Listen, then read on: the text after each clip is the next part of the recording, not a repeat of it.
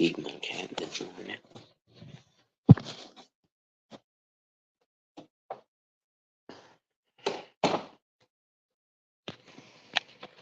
Mm. Give me some more water actually while I'm at it too. Go have my morning stroll and smoke. No cigarettes on me. Salute y'all.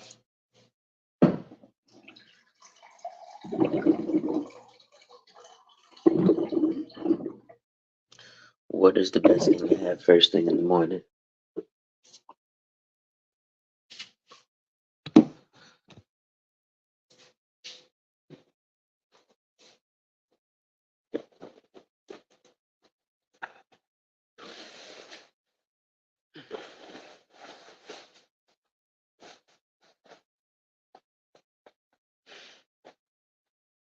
Salute, folks. It's your boy, the insurance junkie, your fiduciary fellow, the all-star advisor, Alonzo Hall.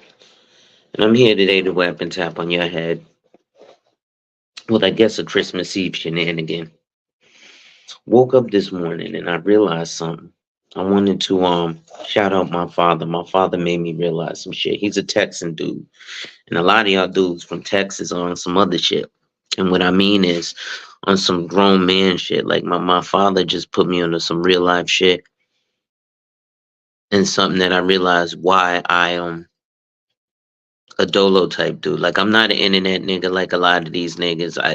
It's people in my real life who I could lose the relationship with. Like, and I'm realizing it may have to be that way, but I realize you can't people please. And this is something that happens all too often for black men. I go on my rants, but we tend to people please because we're not just black men, but men who are products of single mothers, right? Like I said, my goal is to focus on black men, but especially as a man in America, and I got some homeboys who are white who go through the same shit that you black guys go through. Ironically enough, I got a homeboy who is a social justice warrior who I argue with on Facebook all the time. Community Solutions was going on. And damn old boy, that boy almost made me sound like a white supremacist because we were talking back and forth.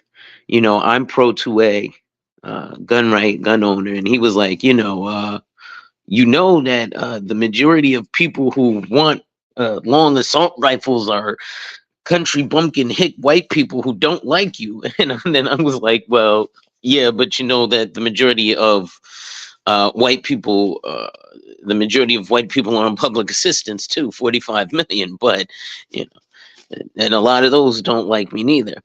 But it was useless information. But one of the things that I said to him was, yeah, I know there's some tough shit here for black guys in America, but one of the worst things that you can possibly, not worst things, but one of the most hated things that you can be in America is a heterosexual white male. It really is. And no, I'm not being a white apologist to none of that because, like I said, my content right now I'm focusing on is black men and the improvement of black men. But there's other shit that goes on. Dr. Mark, what's going on, brother? Shout out to Dr. Mark. If y'all don't know, go follow this brother. He's going to teach y'all to be your authentic self, right? Because, like I said, that's why I wanted to shout out my father. Because one of the things that I'm realizing is masculinity. As a grown ass man, you stop people pleasing. And I've had that problem my whole life because I've been raised by women. It's in a woman's nature to please. That's her nature. She's supposed to nest and please. Perfect imperfection. What's going on, brother? Right? It's in her nature to please. But as a man, it's not in our nature to please. Right? We're supposed to be not taking shit. And I had to realize last night when I spoke to my father, and I'm like, damn, thank you, father. He ain't never been physically in my life, We've never physically met. And that's one of the things that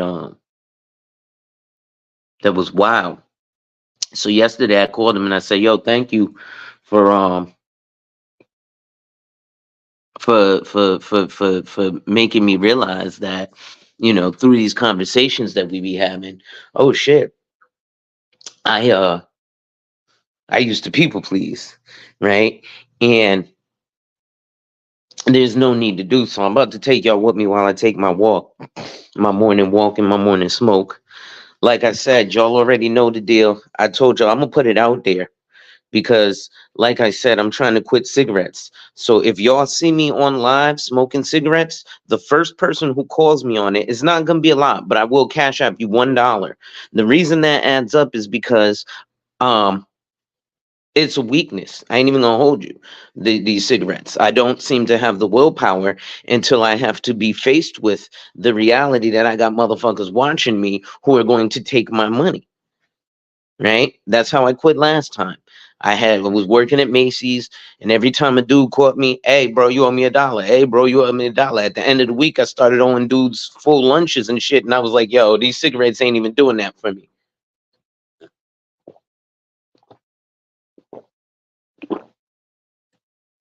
And I ended up quit.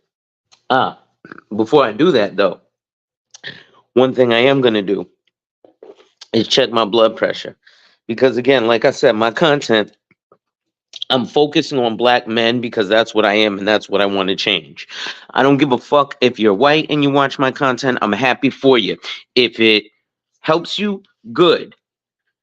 But my goal is not to help or harm you. My goal is to have no effect on you and your people, right? It's just to kind of raise the frequency of a lot of the black men because I feel we need it. And a lot of other black men feel we need it, right? There's a lot of tomfoolery going on in these YouTube spaces, and it's starting to get ridiculous. And as much as I've said it before, a lot of us say, "Oh, I'm not black manosphere." Da, da, da, da, da. Guess what? Society sees a black man on a microphone, on a camera, as black manosphere. Just like they see a kid who says, "Yo, yo, yo, I'm so great. I rap on the beat at 8 as a rapper, not as a country singer." Well, guess what? If you're a black man on YouTube, because of the billions of people who consume this, they're going to pigeonhole you into some kind of a sub category or genre. And that's generally going to be the black manosphere. Especially if you say anything about masculinity, or even often drop your own opinion. If you're not really talking about like video games, comic books, or the most recent gossip. Right now, I'm looking at health because black men, we die way too often from these heart conditions. No, I know I'm not black manosphere. Personally, community solutionist.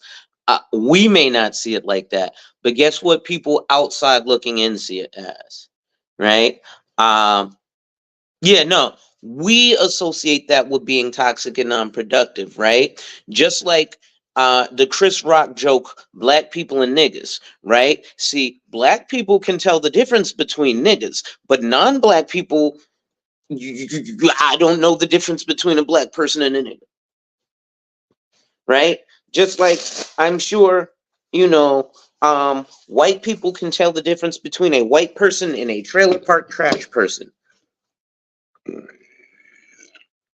But those are small cultural nuances that the general public doesn't understand. But yeah, um, community solutions. I am not trying to be that unproductive, trash, crying ass men that we have. There's levels to it, right? And I'm also realizing that even in the manosphere, there are some levels to it that could be better. What it is the squeaky wheel is getting the oil. And I'm having a problem. I am enjoying being in the black manosphere. Why? Because I can actually help some of these black men make it to a different level. One of the things you're going to start seeing me do is Husbands United. I got a brother-in-law who is married, and One of the first things that happened, and I ain't even been in this manosphere space long. I only been in here since the beginning of the pandemic in 2020.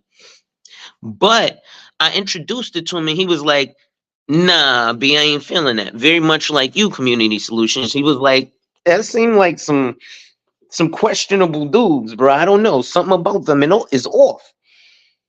But inside of there, even he's found that because it's so vast, there are pieces of content of merit which you can get from them. The problem is that those pieces of merit content, I left my jacket in the wrong room yesterday. Those pieces of merit content are scattered few and far between, right? Prime example, I introduced him to Kevin Samuels, and off rip, he was not feeling Kevin Samuels, except for the fact that Kevin Samuels was a stylist. Now, in the stylist, he was like, yeah, I can rock with the dude in terms of fashion, right? I can listen to the dude in terms of what clothes to wear, but I don't want to hear shit else that nigga got to say, right? Because anything else he got to say, he's not credentialed for. He's credentialed to talk to me about some motherfucking high heel boots and some motherfucking, some glasses or some shit like that. He's not qualified to talk to me about some fucking relationship shit or some real life shit, right? It's levels to it. So, like I said, I got out of the people pleasing and I spoke to my father, and you know, I had to realize something. And this is why I remain dolo often, because very similar to my father,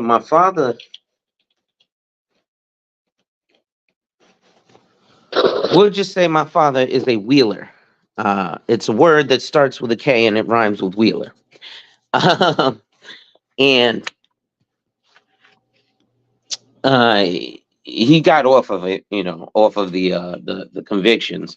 But you know, I realize that I'm very much like him, and I have a short fuse. Luckily, because of the heaviness of the ladies in my family, they kind of stamped that out. But that's one of the problems in the black community. Oh shit! I just dropped my joint. Is that women try to stomp out the mannishness of a lot of the young men, right? It's like, as a young man, and this again, specifically black community, other communities, I'm sure shit happens, but guess what? I ain't part of them, so I can't tell you what happens in them. But in the black community, it's kind of like, if you will, if you were to neuter a dog, right? So you cut the dog's balls off, right? As a child. And then you expect, well, now, dog, that you're of age, go out and father babies. Well, the dog can no longer do that. He's not going to be masculine and do what a regular dog would, because you cut his balls off at childhood. And that's what happens with black women and their sons. Oh, he's 5 years old. He's getting man-ish. Well, he should be getting man-ish. He shouldn't be being boy-ish anymore. He should be being man-ish, right?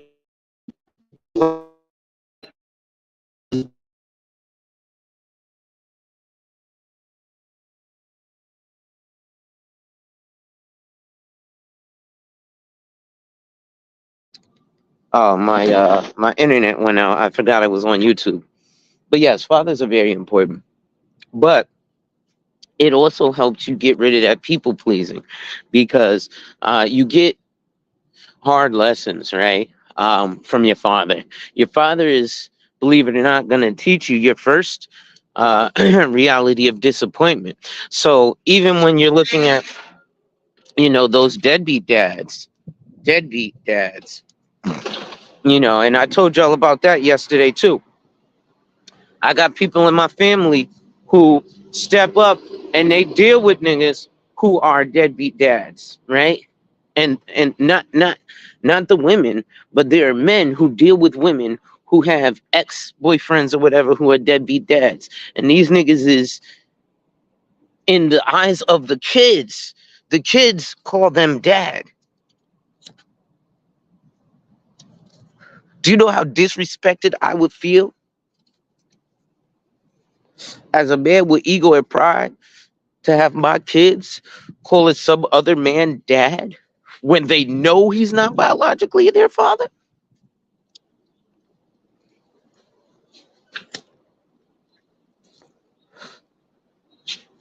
Right? It's one thing, maybe, oh, me and her broke up. She was pregnant, whatever, whatever.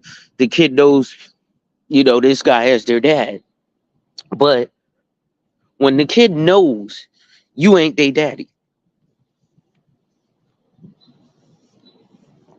and they still got the nerve to call you their daddy, right? That's why I want to salute to my father.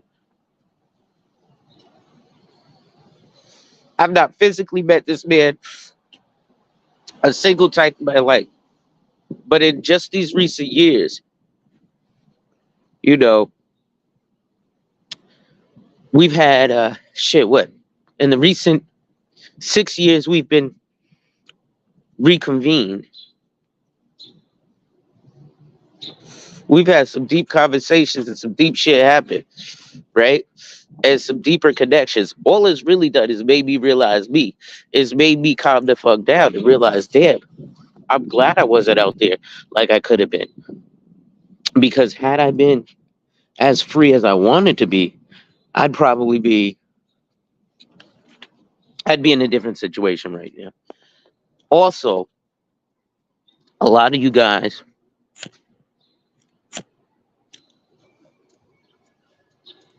it's funny. My father said some shit yesterday that made a lot of sense to me. And this, I think, is another major issue for a lot of you guys in in these spaces, in this dating and mating and relationship conundrum. Number one is you got to get you a lady that's about something. And that don't mean that she got to be working. And it don't mean she got to be your fucking slave. Just someone who's supportive of you, who you can fucking agree with, right? It's just like, I hope you ain't a yes man with your homies. Y'all niggas get into disagreements and arguments often. I would hope that happens with your homeboys, right? With your real friends, your actual people who are really down for you, they're going to disagree with you a lot. They're going to argue with you a lot. They're gonna call you on shit a lot. Generally because they actually fucking care. Now it's funny, I'm downtown New Haven.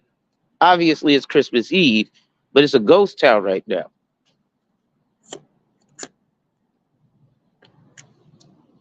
I hate when you get the fake paper from the store because it don't burn right. And you can't tell if you're getting the real or the fake until you actually burn it. But a lot of these guys' issue stems from they're looking for the perfect situation. And that doesn't, whoa, shit. Almost got flown into by a seagull. Community solution depends on what kind of work and what part of Connecticut. Like I'm in New Haven, there really ain't shit here. Unless you're working at Yale. Or you're like myself and you're self-employed. You gotta realize Connecticut is number two in the most expensive places to live in the country. Right?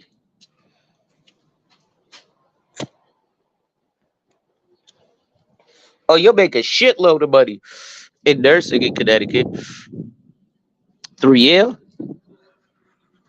or or Hartford Health. But yeah, you make a shit ton of money in nursing in Connecticut. Oh, she's like, I'm in LA. You already know. I know. Damn, you on the West Coast. West Side. You already know. Yeah, nursing. Er, felt it. The shit burning my J room.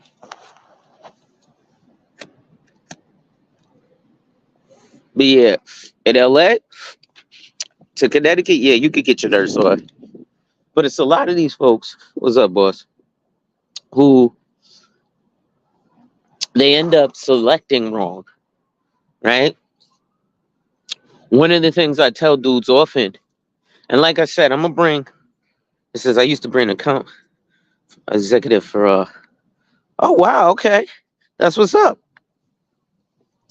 Um, Dr. Mark, see, you know what I've noticed, man? Brothers need to get into sales, man. We got all these brothers out here, especially in this New Haven area. I'm surprised I haven't been asked for $1 yet. It was like, oh, hey, you got $1? Can you spare $1? Can you spare $1? That's literally what you're doing as a salesman, but at least it's a prestigious position, you know. And I don't give a fuck what you're selling. Selling socks or stocks is still the same thing. Actually, the more prestigious item is more just begging. The same thing, except you don't get the results the stockbroker gets. Because, see,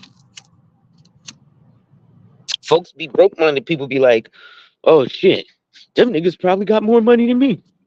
Yes, they probably do today. And even in a week, they probably grossing $1,000 a week just asking people for 50 cents. In a small town like New Haven,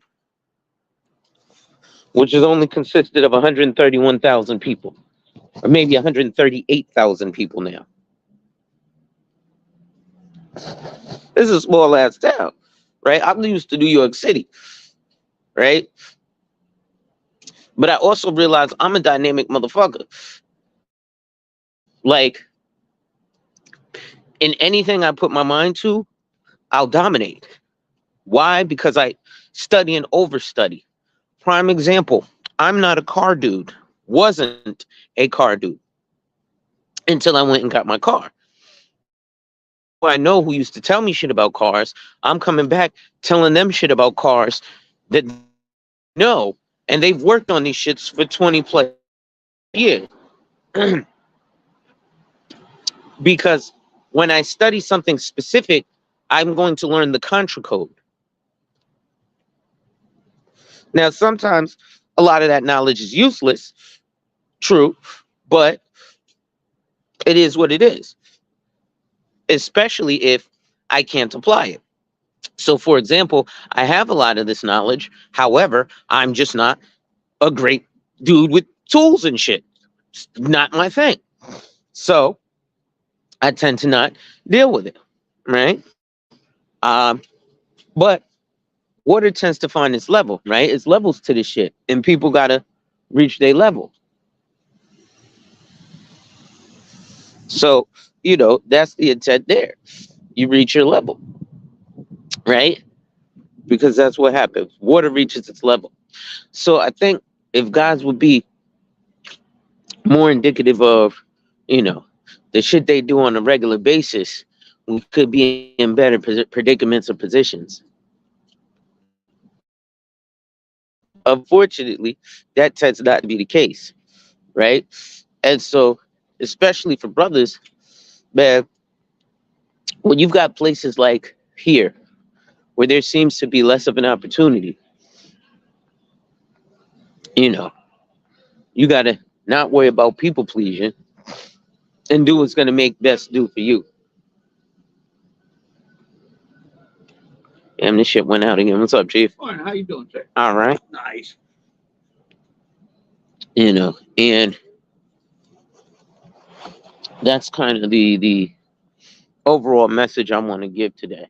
Right now, I'm really just taking y'all on my walk.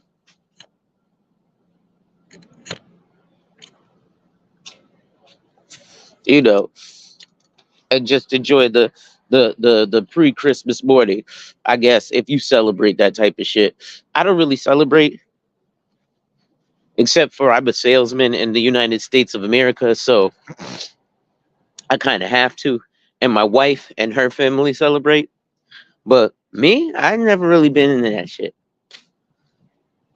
You know, I here's the extent of my celebration is the fact that I'm gonna go get a plate, and it's a reason to go spend time with family and have a plate. So my celebration is nothing religious. It's completely what the holidays are about. All of these holidays are about family and about convening with your family and those that you care about, right? And that's all. That's it. Long, short, skinny, fat, up, down, left, right. A, B, select, start, contra, code. Right? It's just about being with those that you care about, whether that's friends or family, those that you care about. And, you know, but again, I want to salute to my father for teaching me about that, getting out of that people pleasure period. Because, he was like, listen, man, you get your money, everybody gonna be like, we rich. You lose your money, everybody gonna be like, damn, son, you broke. Not we broke. So when you get your money, spend your money how you see fit. You know, and like I do a lot of petty back and forth on like some of the comments under some of my videos and stuff. And I do that because I have the time availability and the freedom to do so. But like Tupac said, there's 10 rules to this game, and I'll share with you too. Niggas is gonna hate you for whatever you do, whether it's positive or negative, right? Look at these niggas staying out here. See? And then she says, yeah, Cedric the Entertainer had a fund for 25,000 for the family. They were like, that's not enough. He closed the account. How is that not enough? $25,000. You get 25 grand just for having being born by someone who is in close proximity to me. I think that's enough, right? And shit, how do they know that could have been all he had? You know? Shit, I remember I was out here. A dude came by. Oh, I got these items for sale that he boosted.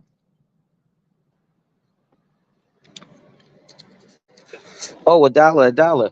I ain't got it. Yo, man, I'm just trying to make an honest dollar.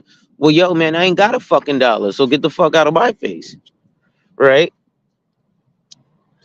It was just an emergency fund for the family. They were just ungrateful. People are ungrateful. But shout out to Diamond Dave. I actually just watched something he did earlier where he was basically breaking down, you know, he was just breaking down on how the you get a wealth of information for free. What's up, boss? And people don't take advantage of the free information, right? Like he does options trading. I've already spoken on people and options trading, and the maximums and minimums and things you need for that. Don't want. I think I'm gonna get me a milk chocolate yoo-hoo.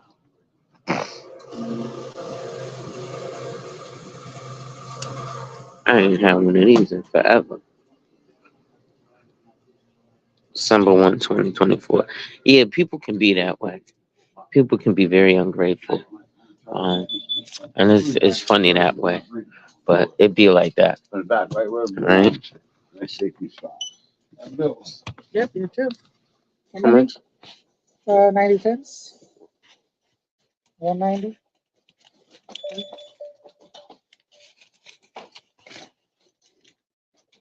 What do you want, bro? On a nice color, you want though. Right on the red cat. There you go.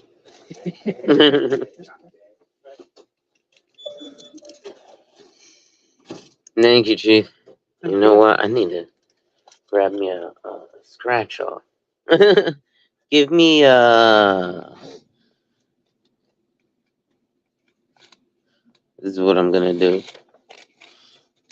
Give me two aces high, please. Uh, uh, uh, You don't have any? no, I have, but I have to make a note of all the numbers. Just a second. Oh, aces high is number 4. The last numbers.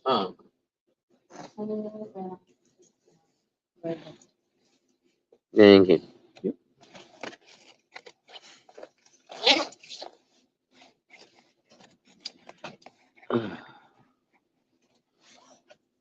All right, brother. Have a good one. You too. So yeah, sometimes you will get that, but like Diamond Dave said, a lot of information that's out there for quote unquote free, and people don't take advantage of it, and it seems to be asinine, right? It seems to be as if, damn, what did I just do with my lighter?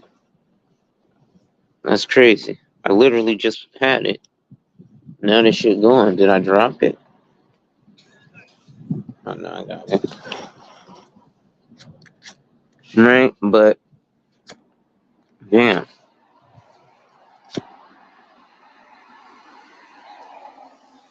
it's windy as shit out here, y'all.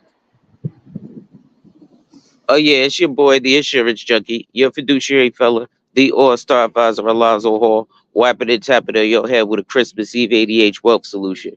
Make sure you hit that like, drop a comment, subscribe, and hit your notification bell so you're made aware every time I release new content. And as always, share, share, share. Lastly, to contribute to channel growth or to schedule an appointment with a licensed financial professional, the links are in the description of this video. Yeah, nah, no snow today. No snow today. Thankfully. I'm actually surprised too, but with all this global warming going on, we're not gonna have too much of that. We had some rain this morning, but no snow. A little bit of rain. It was nice precipitation this morning. Everything is nice and soaked or waterlogged. But no white Christmas this year. So that's kind of a good thing. But yes, ladies and gentlemen, I want to salute my father for kind of instilling some things in me in just the recent freaking weeks.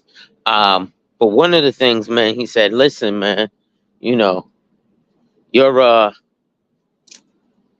you're 40, you're just now starting, right?"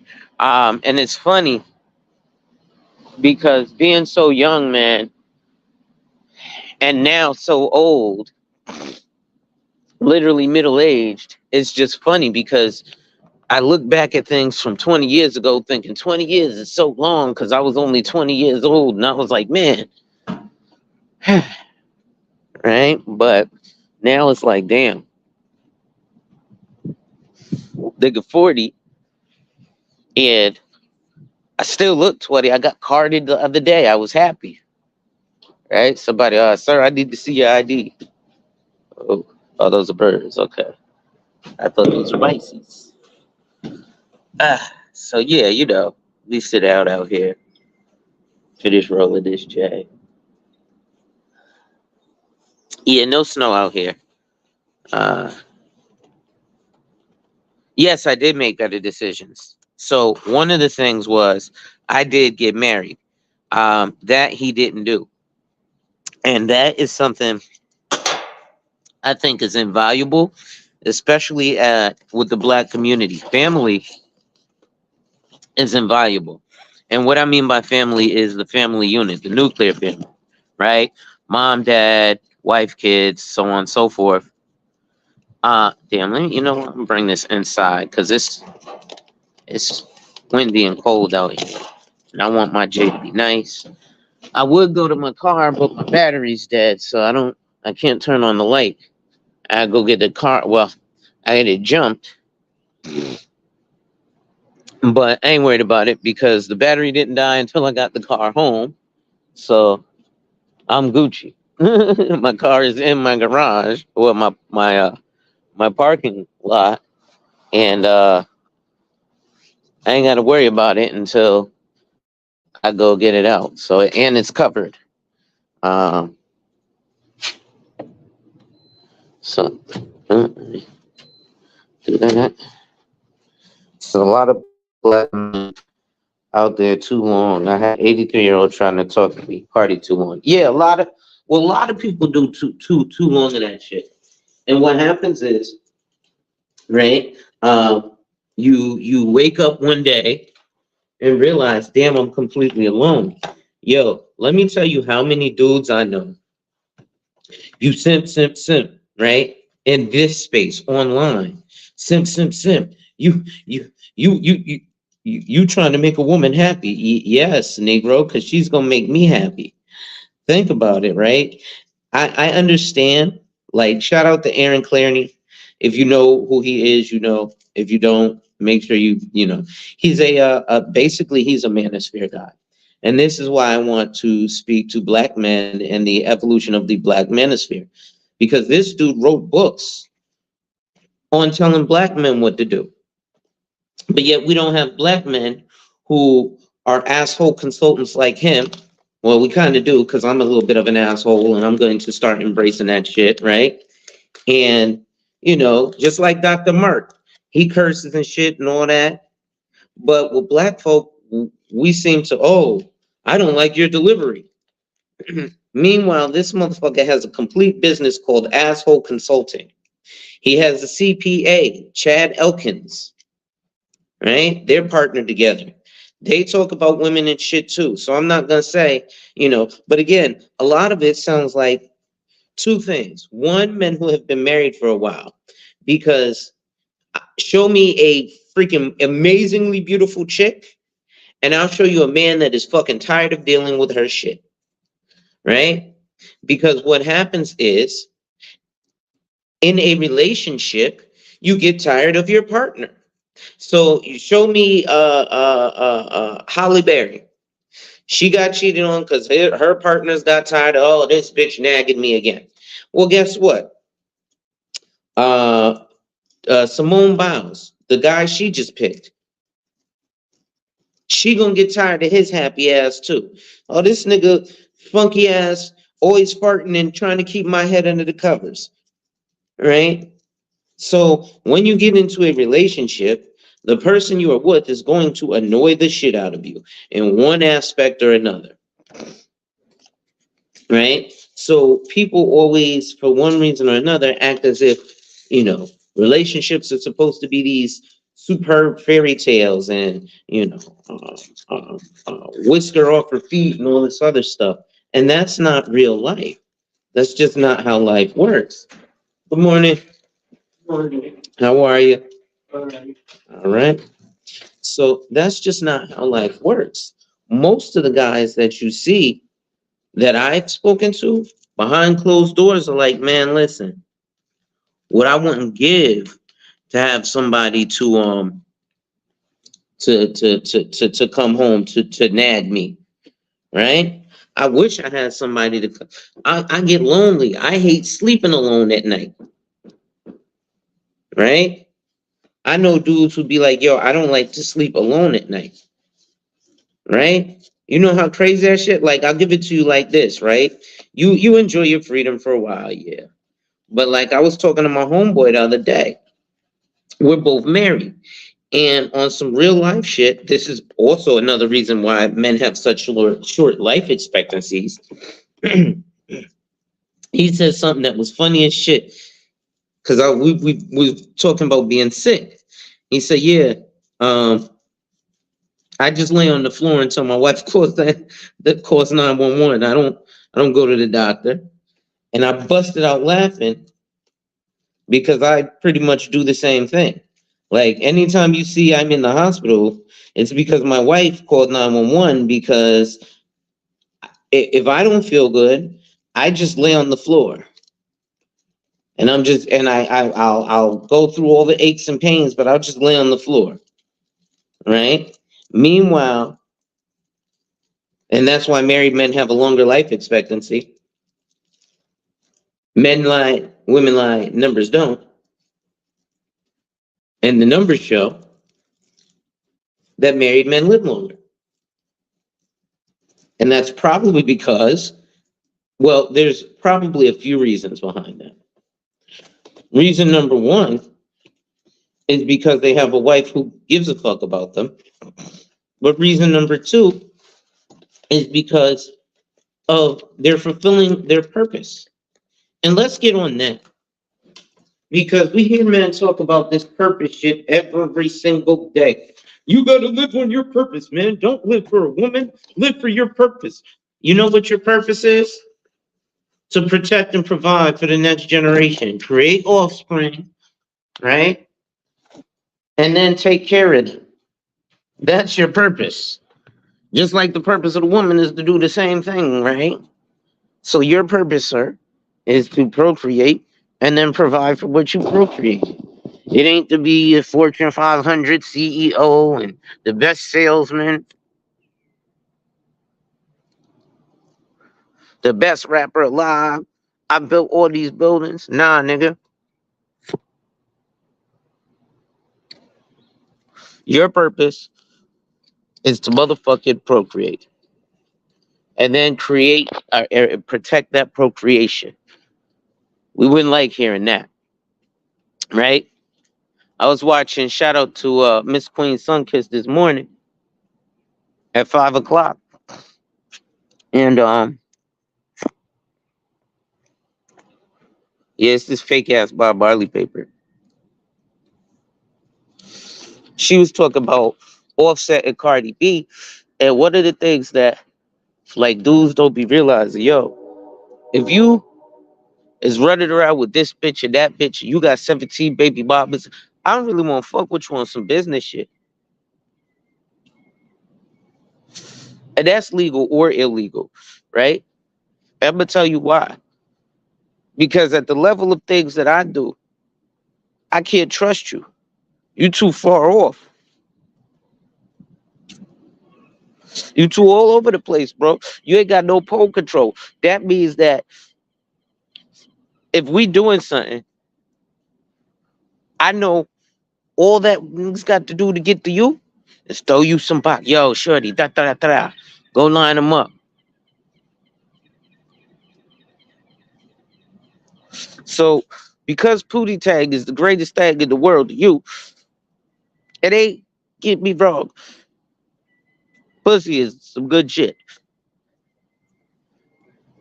It is. If you ain't never had none, I suggest you go try some. It's some good shit, right? But let's often also look at that pussy is for that procreation. But you can't control your pole. So you got no dick discipline. So now it comes down to damn, we in crunch time. I gotta make sure, you know what I'm saying? We da da da da with da da da. Or let me talk like an Italian. I gotta do the thing with the guy, right? The guy got the thing for the guy. So now I gotta go over here and talk to Tony. And Tony's with Tiffany Two Tits over here. And I'm like, hey, yo, Andrew Dice Clay, what are you doing? Right? So now, and it seems like black people as a whole are over sexualized because on social media, the heaviest thing pushed by us is just mating, dating, and relationships, right? But whoa, fucking seagulls ain't no joke. Chill, I'm gonna leave your turf. Hold up, bitch. All right, hold up. Let me get out of here. Yeah, seagulls are no joke. This seagull just flew up over me like, yo, what you doing on my turf, punk? All right, I'm gone. I'm not messing with wild animals. Yo, that shit, yo, shit, yo, this seagull really flew up on me, son. Wow.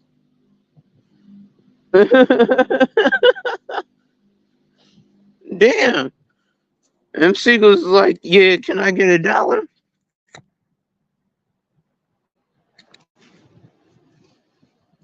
Wow, that's crazy. Uh,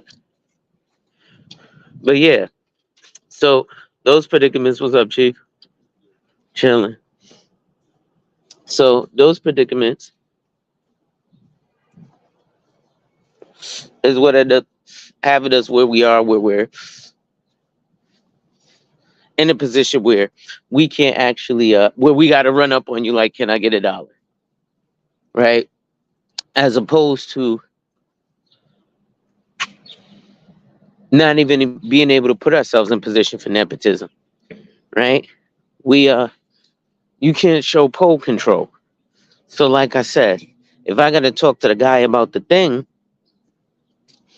you're going to be with Tiffany Two Tits. And if you're messing with Tiffany Two Tits, she's got your brain messed up. Right? So now your brain is messed up and I don't get my packages. Right? So now Bobby Blue Balls is back. Right? Bobby Blue Balls, now there's blood in the streets. Marriage is a wealth building tool. Baby mama is a wealth killing tool. And that's the thing. I can't trust the dude with massive baby mamas, especially because realistically, I guess that's the little boy in dudes, right? And what I mean, well,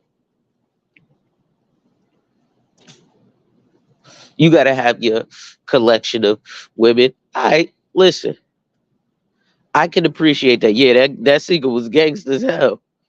The gangster was like, yo, but it seems like dudes don't realize that. Yo, I got 6 baby mamas. I know a dude.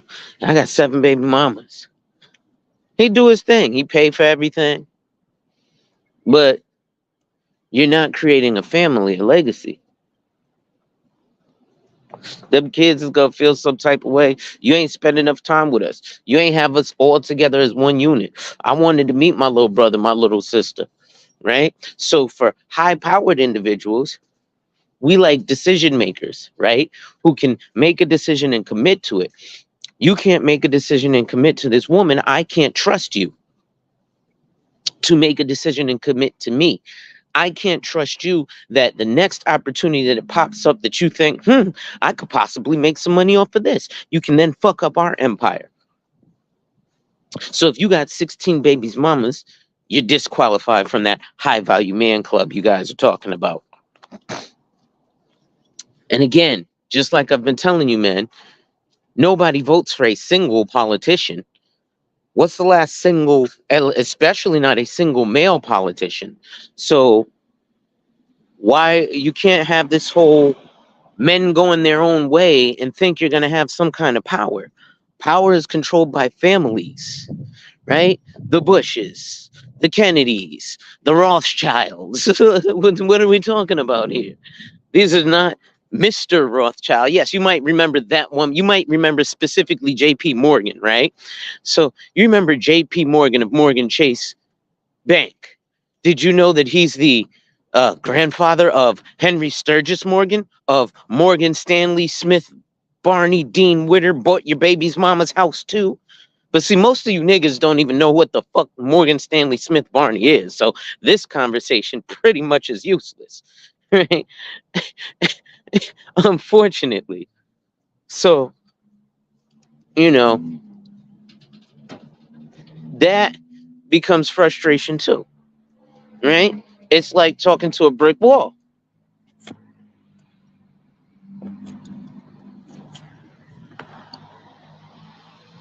Why? Because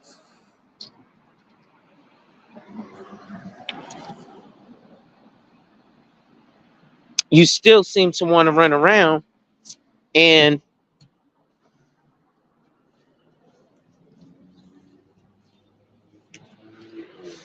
do this baby mama, Barney baby mama bitter boy babble bullshit, right?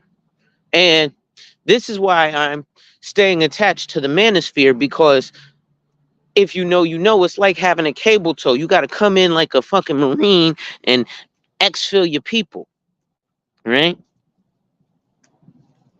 And so I've done that with a few people, right? One of the things, there's a lot of different things that you got to get right. Spirituality, your health, obviously your wealth, right? I focus on the wealth, but without the health, obviously the wealth don't matter, because the wealth will go away real fast when the health goes away. Let me tell you, I made $60,000 in 3 months, but I spent 80,000 in 2 months going to the hospital,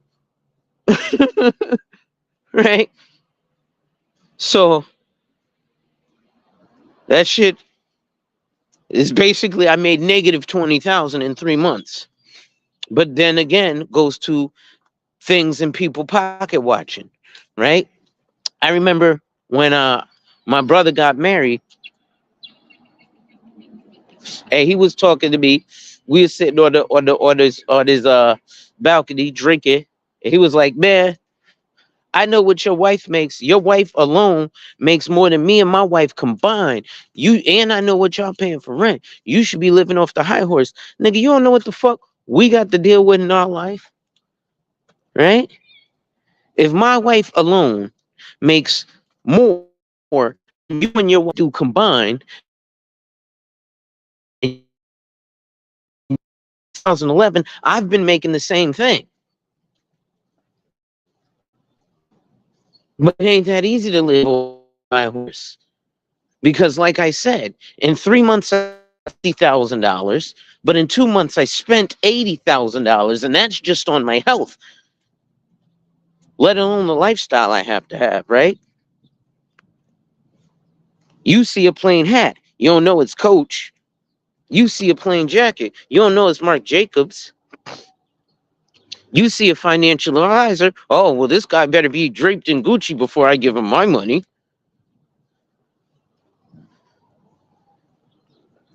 And then the wealthy individuals know this guy better be having on a Coach hat and a Marc Jacobs coat to get my money, but I don't want to see Gucci across his chest, right?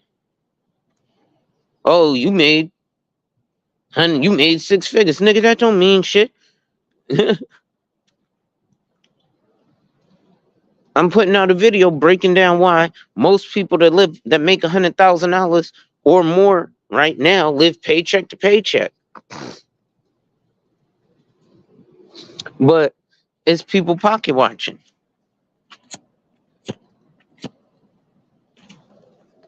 But you can just improve your own pocket instead of watching someone else's.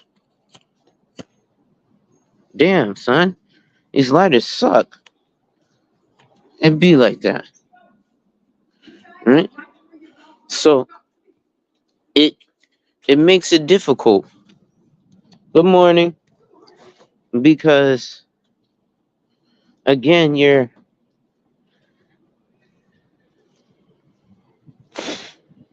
casting your aspersions on someone else, because you're thinking, oh well, if I made uh $100,000, if I made $143,000 a year,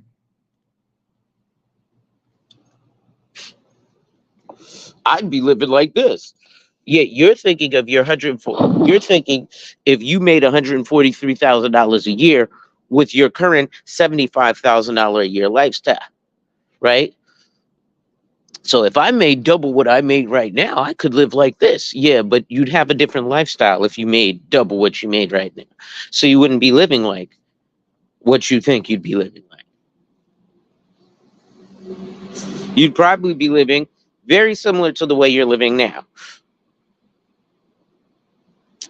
because that's kind of what it is, right? I'm glad I actually got up this morning and took my little walk. My hands are cold because it's cold as shit out here, but you know, make sure you hit that like, drop a comment, subscribe, and hit that notification bell, y'all. Uh, yeah, it is cold as shit out here. I'm gonna go up once I finish this jet. Prince Pierre, what's going on? You actually part of the reason I went live too, because I was talking about Texas, and I was just talking about father.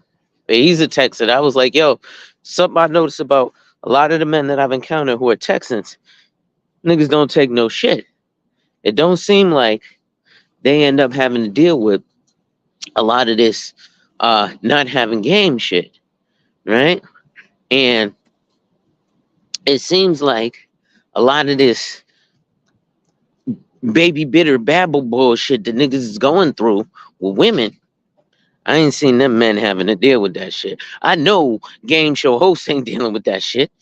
You know why? Because when I talk to him, he sounds and reminds me, Lonzo, what up? Remind me of my father. And yeah, that's my neighbor. His name is Alonzo too. Ironically enough, the way we met, one day a dude had buzzed my door. He was like, "Yo, I need Alonzo," and I was like, "This is Alonzo, but I don't know who the fuck you are." And it just so happened that the dude lived in the same building as me. And his name is Alonzo. Uh, but yeah, Texas does tend to be family oriented. Shit, even my basically my little sister's husband, family oriented. Niggas at work right now, or he better be at work right now, because now he has a wife and kid. He got her pregnant. Yo, we getting married. She was like, "What? Bitch, you heard me. We getting married." You know, and that's one thing, right? Texas is very family oriented, but I think just having that whole family dynamic can actually work wonders for folks because at the end of the day, that's what these, like I said, these holidays are for. We shut shit down and we give you an observance day so you can rock with your family. Right now the streets are empty. If this was Yemen, it would be like this every day when they do the Adhan, right? A lot of people are lonely right now. A lot of people are sitting there stuck like Chuck because they don't have anyone. And not for lack of trying. Sometimes it's lack of being able to get to people or for people to get to them. But it's a lot of dudes who's lonely. There's a lot of dudes who like, man, listen, y'all wilder, right? Like I said, my father explained to me, yo, you got you a good woman, you lucky. You know, my father is one knuckleheaded ass nigga. He ran the streets his whole life, did drugs, all that shit. Just told me about my uncle. You know what I'm saying? He was like, oh, yeah, the reason your aunt left your uncle, I'm sure they told you about it. Your uncle, we was out there selling coke. He got strung on crack. That's why I ain't harbor feel no type of way about your aunt, because your uncle ended up being an evil ass nigga once he got on that crack. I was like, all right, well, fuck that nigga. I mean, what you want me to say? Not to anything, but ever since I was 3 years old, I ain't seen that nigga again. So it wasn't a first or second thought in my mind, right? But then this shit went out again. Hold on, y'all. It's damn later. Screw it. Hold on, y'all.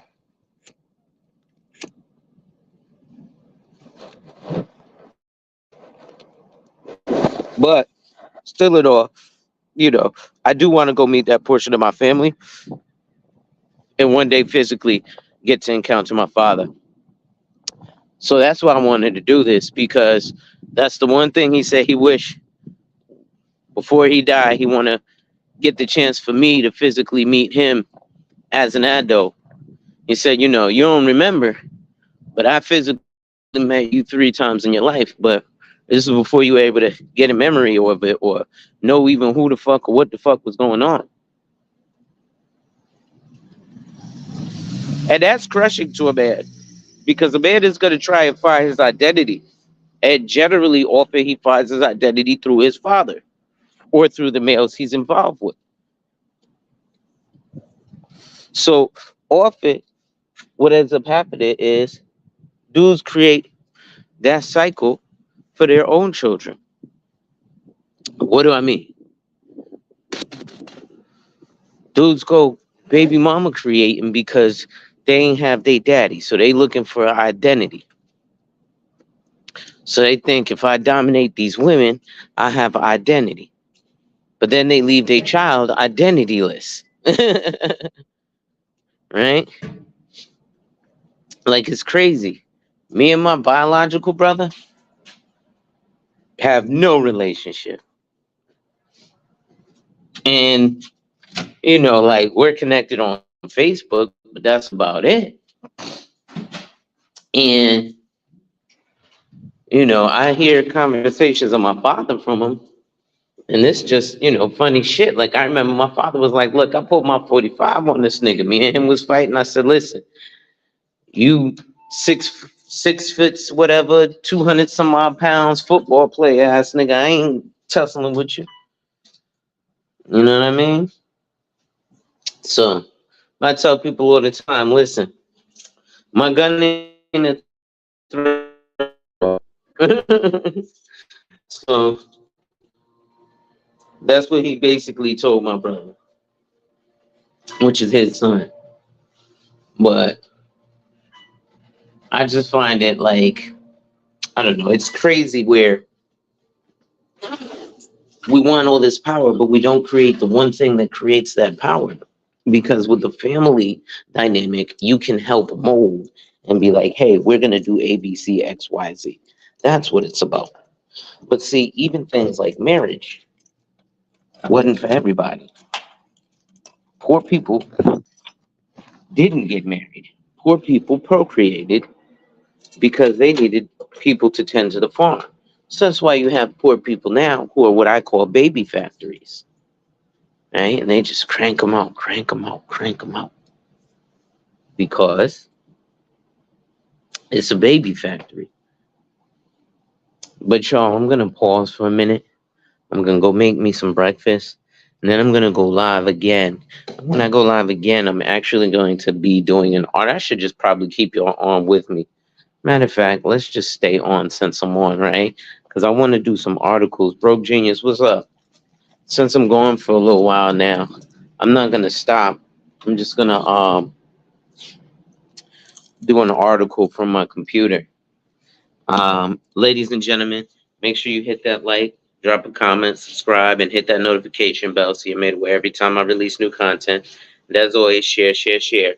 Lastly, to contribute to channel growth or to schedule an appointment with a licensed financial professional, the links are in the description of this video.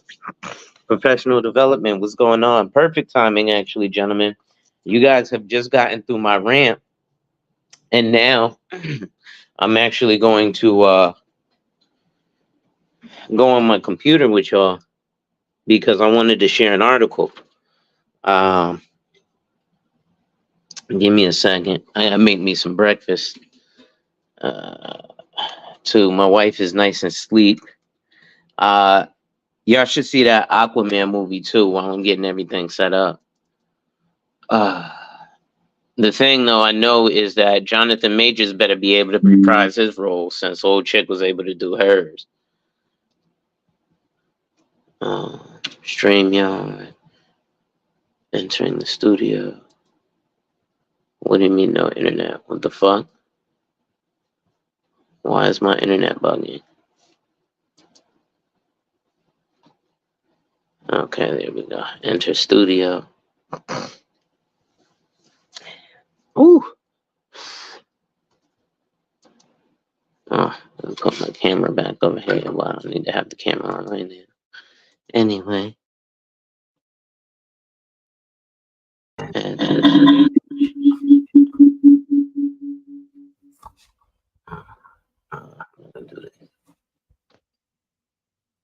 all right. So,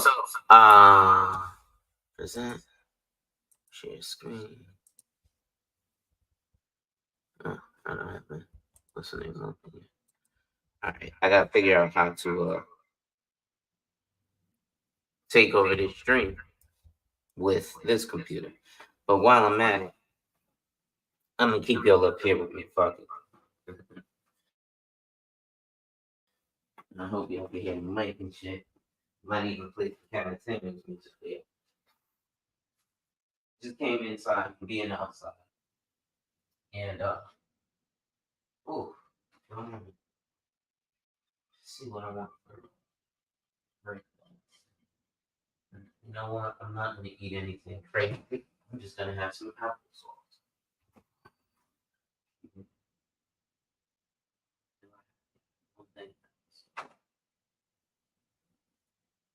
Give me some more applesauce. And then let me see if I can share this. Give me 1 second, y'all. I'm gonna try to share this.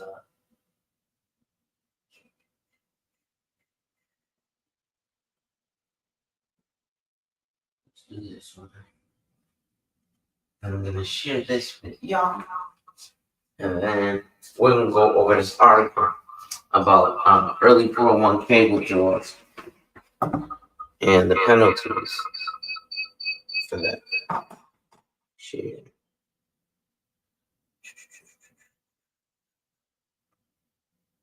Send to devices. Open a new tab. You gotta love technology.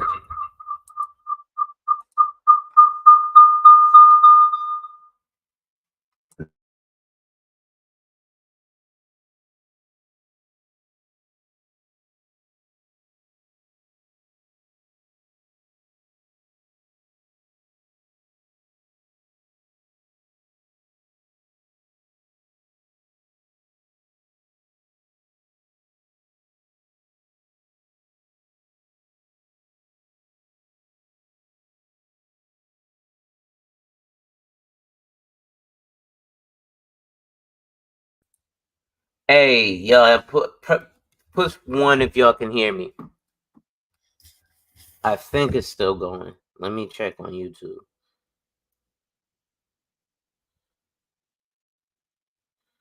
View channel. Is it still live? View channel. All right, cool. So give me 2 seconds. I'm gonna go grab a spoon, start eating this applesauce. Let me set this computer up with us. All right, cool. So give me 2 seconds. I'm gonna go grab a spoon, start eating this applesauce. Let me set this computer up with us.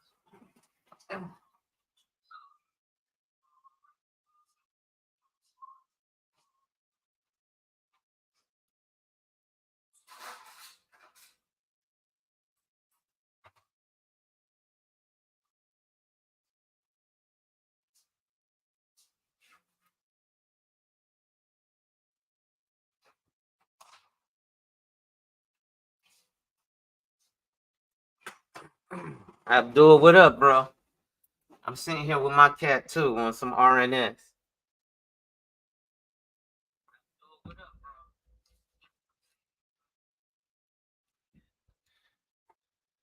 All right, so check it out.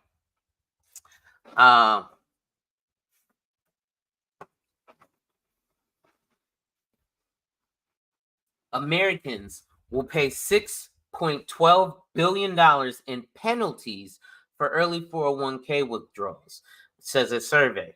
Now, I'm going to give my opinion here. One of the reasons that I think, let me turn on it. Let me see what this camera looks like. Why is it not? Here we go. Yeah. All right. So one of the reasons that I think those penalties are occurring is because you're having people who are in this whole like self-directed IRA real estate phase, where they're borrowing funds from their IRAs or their 401ks, and they're having to pay taxes on it. Now, if you're trying to leverage OPM, other people's money, then it's great. Damn, this shit's sweet as hell. Then it's great for you because you're utilizing someone else's retirement. But the maximum that you can pull out of a 401k for real estate, and it has to be a first time purchase, is $10,000. Anything above that, it's going to be a penalty.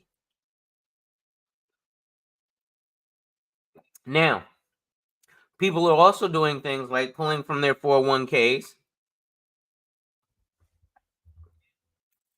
to pay for a funeral. So let's go. The number of 401k participants assessing their retirement savings early increased 27%, Bank of America said. So early withdrawals from 401k retirement funds cost Americans $6.12 billion in penalties this year, according to a recent capitalized survey. A separate Bank of America report said that the number of 401k participants accessing their retirement savings early increased 27% since the beginning of this year, because people are going on financial hard times. So that's why they're withdrawing from their 401ks. So that you get a penalty for because you're before 59 and a half. These withdrawals are subject to income tax and potentially a 10% early withdrawal fee for workers under 59 and a half. The increase in workers tapping their 401ks for emergencies comes as they confront stubbornly high inflation that has rapidly eroded their purchasing power. So again, like I said, I could already tell you, obviously economic hardship, and a lot of it is going to be this real estate shit too.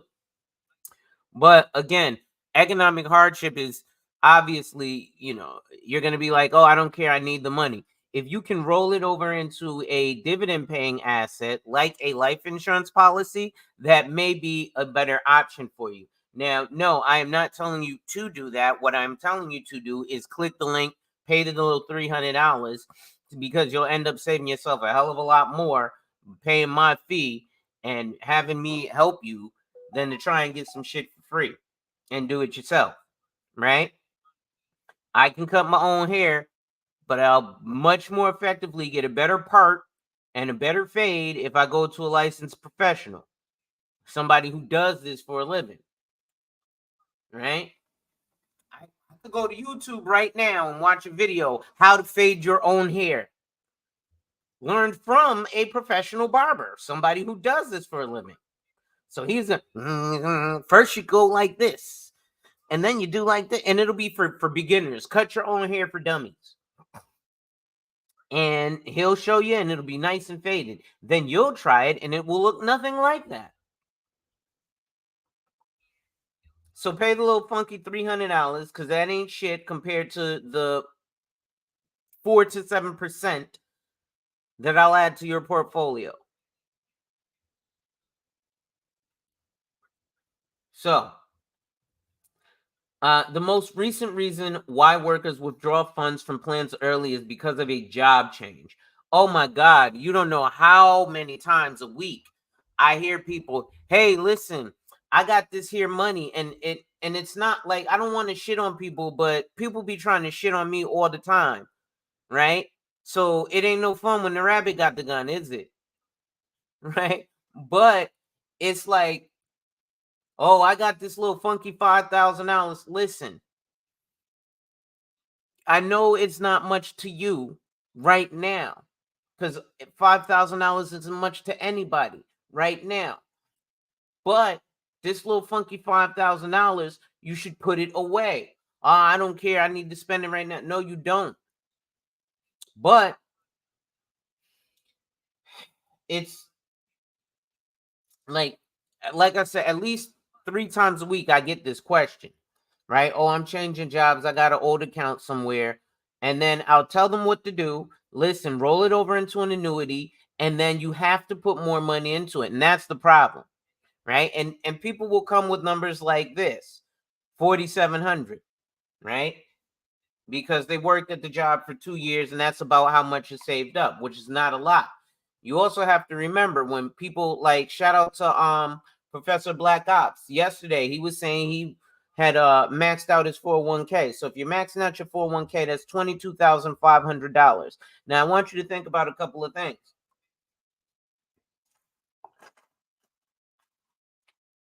If you're able to max out your 401k and still live comfortably, that means that $22,500, not even accounting for inflation, in 20 years is not going to sustain your lifestyle. And not even accounting for the tax that you're going to pay on it, which is income and capital gains tax, not just income or capital gains tax, but I should say capital gains tax and income tax.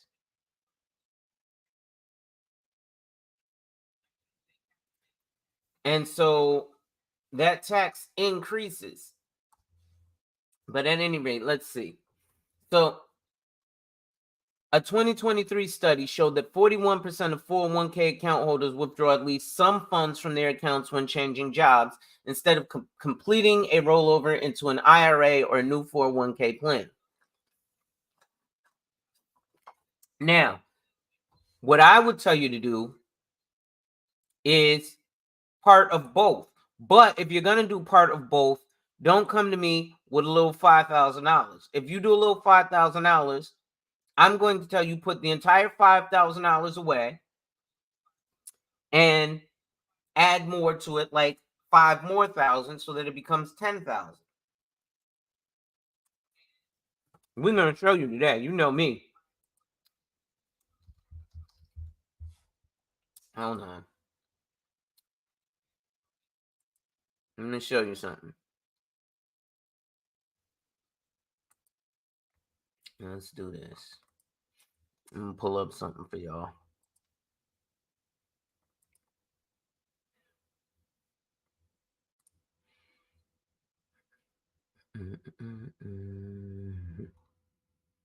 Create one. Let's do this.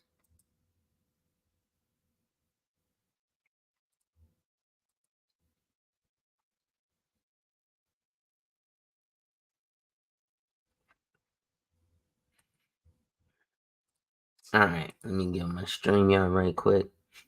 Share this with y'all. Present. I share my screen.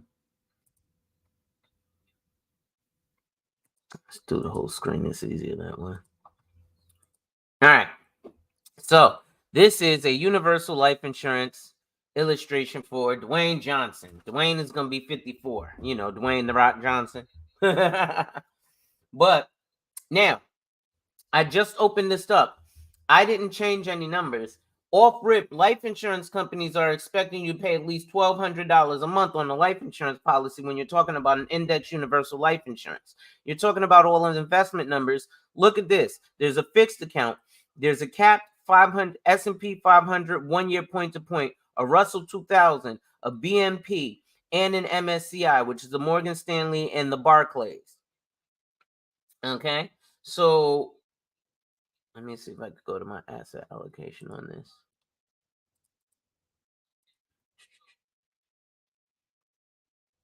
Where's the allocation? You can't see allocation here. Oh, okay. So we're going to change this from life insurance to annuities, which is an IRA.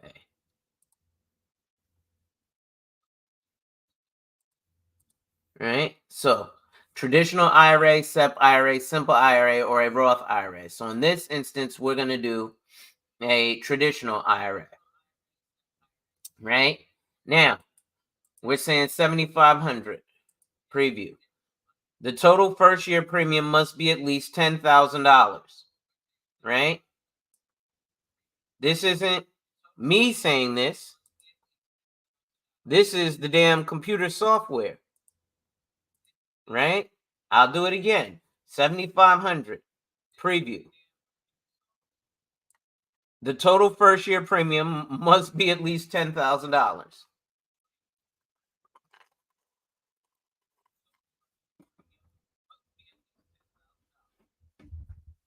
So what the fuck are people even talking about? Like I told you, if I was to break this down for what black folks seem to know about, which is drugs, and say, hey, if I was a drug dealer and all I sold was pounds, and you came to me with $50 for a gram, and I said I don't sell grams, scram, and you said, listen, I got $50, give me a gram, or I got $100, give me a gram, right? And then I say, listen, I say, you know what? Get out of my face. And I take a salt shaker and I put some salt in the bag and I give it to you. And I take your $100. And then you come back the next day and I do the same thing. And you start bringing other people and you bring 10, 20, 30 people with $100 for a bag of salt, of table salt. I'll give it to you. That's not going to impede on the actual business that I'm actually doing over here from people buying kitten oodles of cocaine, right? So it's the same thing when you go to Vanguard, QQQ, or Fidelity and open up your little $3,500 account. Because these people get paid off of something called AUM, Assets Under Management. What are AUM fees? Assets Under Management, or AUM, is a fee charged by an investment advisor or a trustee based on a percentage of the funds held in the trust account. Right? Now, so why would they tell you to buy term insurance and invest the rest? Because the more assets under management you have, the more money they get paid. So, how much are AUM fees? How much do you pay? The typical AUM fee is 1% on the first 10 million. On the first 1 million. So if I pull up a calculator, just so I break it down to you, because again, this is why all that other shit that they tell you you're doing and is investing is not investing. 1 million times 0.01 is $10,000. So you have to invest 1 million, $10,000, because the investment is $1 million and then the fee is $10,000.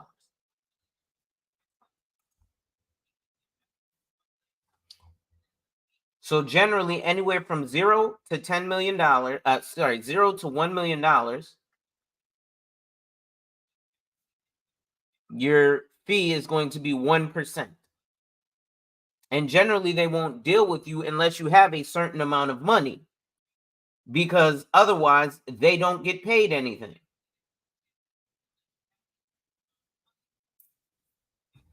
For it says here, because I sure enough knew it was 2 and 20.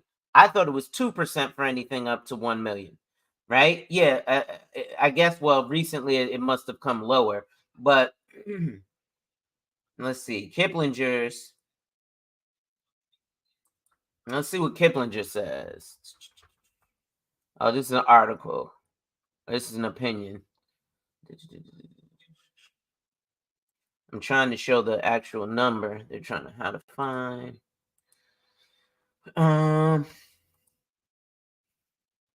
Executive summary. Michael Kitces. Okay, yeah. So 1%. Yeah, so usually it's 1% on the first 1 million and 0.5% on anything above. Generally, it's 0.5% on anything above 10 million. That's why I keep saying 10 million.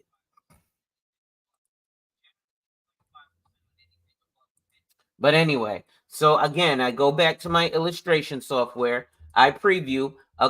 Let's not put in 7,500. Let's put in 8,000. Okay, 8,000. The maximum value is 7,500. Wait, what?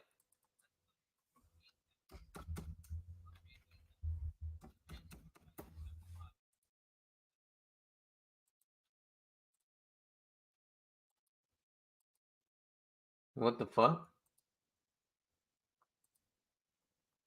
The first year. Wait, something happened here. Okay. Yeah. Okay. The software just screwed up because I'm like, what? I just broke it. Let's allocation. Yeah, something just messed up here. Uh, okay, that's what happened. I broke the software, y'all. Hold on, let me sign back in. Yeah. Hold on. What is this? All right. Let's see if I can. Oh shit. Yeah. Okay. They must be updating the software. That's what. That would make sense. It is Christmas Eve. I don't think they would think anybody would be on this, right? All right. Well, let's get back to the article while I hope to wait for that to happen. But so again, that was going back to my rant. If you have anything less than $10,000, roll it over into an IRA. If you have any, now remind you, you want to decide whether you want to pay taxes now or later. My recommendation would be to pay taxes now. Why do I say to pay the taxes now? Get it out the way. Because in the last 40 years, the tax rate has not decreased, it has only increased. So you pay the taxes now, and now you can put all your extra tax dollars into that IRA. Let's see if I can log back in. No? Okay, let me do this. Let me log out.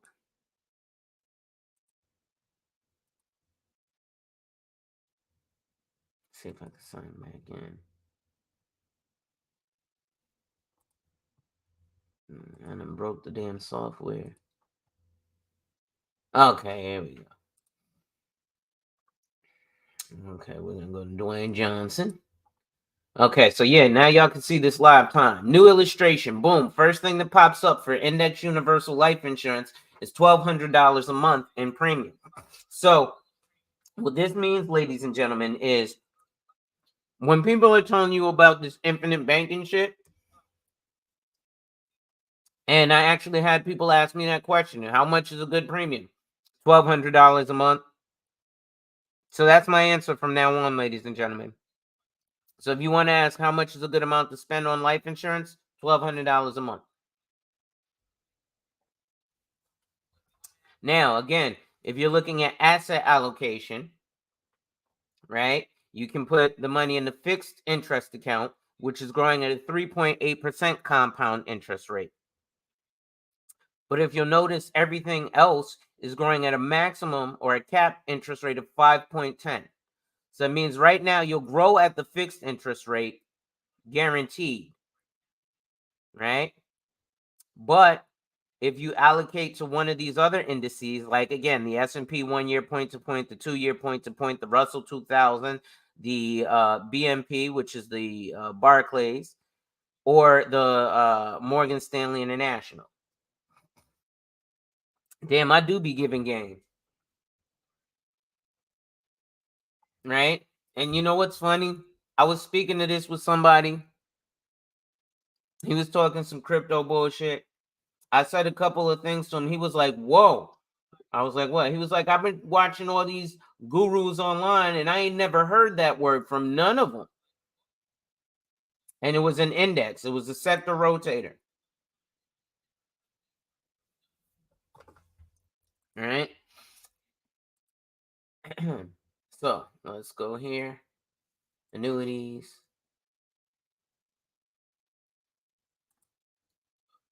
So we're going to do an income 10. Right? So $10,000. Let's say he just does that for 1 year. All right? Let's change the asset allocation. We're going to take it out of the fixed. Now, see this, you have different allocations. So I would put it in the sector rotated 1 year point to point if he's a little more risky. Now, you have to understand these indices and stuff. But you don't need to be dealing with investments when you ain't got investment money. This $10,000 is safe. You ain't going to lose this. There's zero possibility of you losing this. But when you quote unquote invest, you can and will lose money. Right? It sounds nice to say, hey, I have an it sounds nice to say I have a Mercedes Benz. It don't feel nice to pay that motherfucking fee for all the shit you got to pay for it. It don't feel nice to pay $389 for a fucking battery or not be able to use your car. Right? But it feels nice to say I have it. Right? It feels nice to say you have a money market account, but it feels terrible to know that a money market account is a very slow growth account. And unless you've got a substantial amount of money in there, then it doesn't make sense to have. Like I said, generational wealth. So you would get a $10 million life insurance policy, die, put the $10 million in the money market account, which would grow at 0.5% annually, which would give you $50,000 a year off of that $10 million. But I ain't no mathematician neither.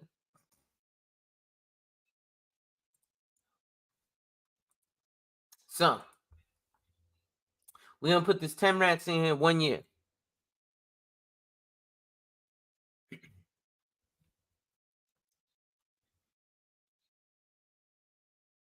And I'm going to get back to this article, ladies and gentlemen, but you know, I like to go off on my rants. Make sure y'all hit that like, drop a comment, subscribe, and hit that notification bell so you're made aware every time I release new content. And as always, share, share, share. Lastly, to contribute to channel growth or to schedule an appointment with a licensed financial professional, the links are in the description of this video. So,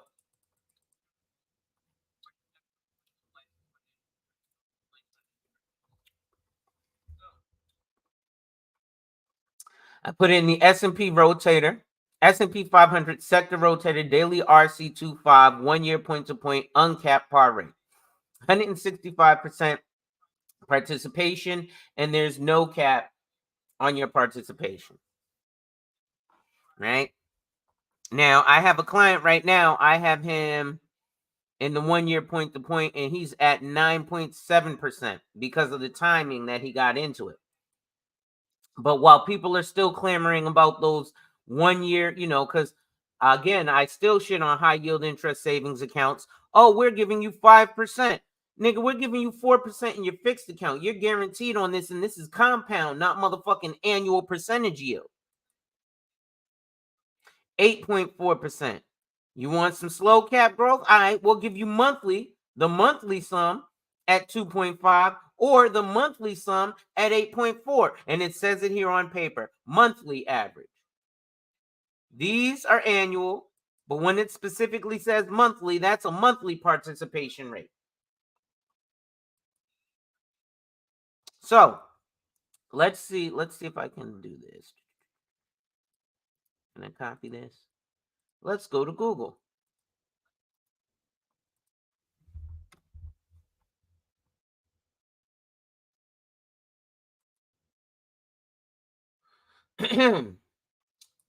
What is the S&P 500 sector rotator daily RC25%?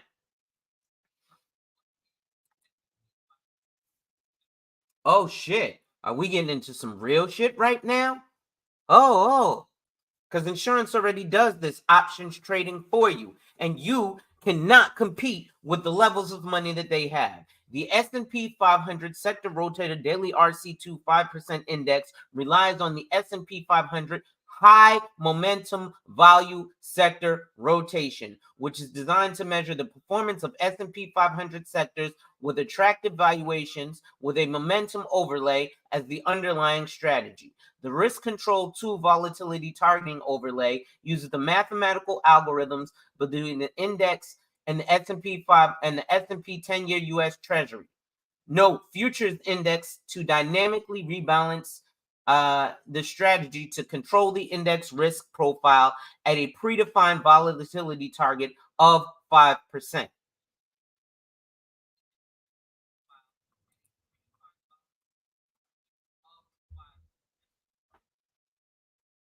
Hit the Cash App, yeah.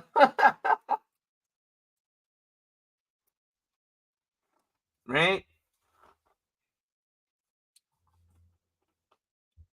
Because if Lawrence Adams and all these fucking faggot ass niggas can come up here and be like, I'm gonna give you some game. This is how you jerk off on the internet and say you're a high value man.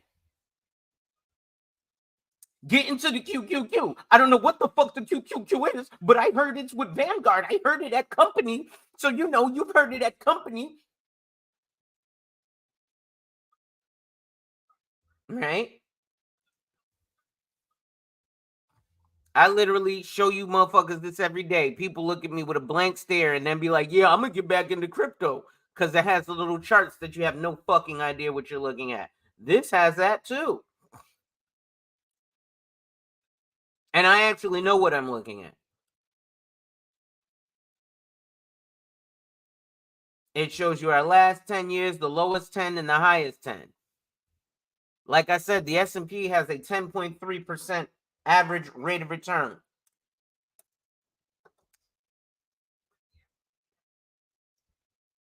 And these products mirror that. Now, these are safe. If you have a higher risk tolerance, then you can go into something else. But so he puts that $10,000 in. First year, his interest is credited $1,256. This isn't an if.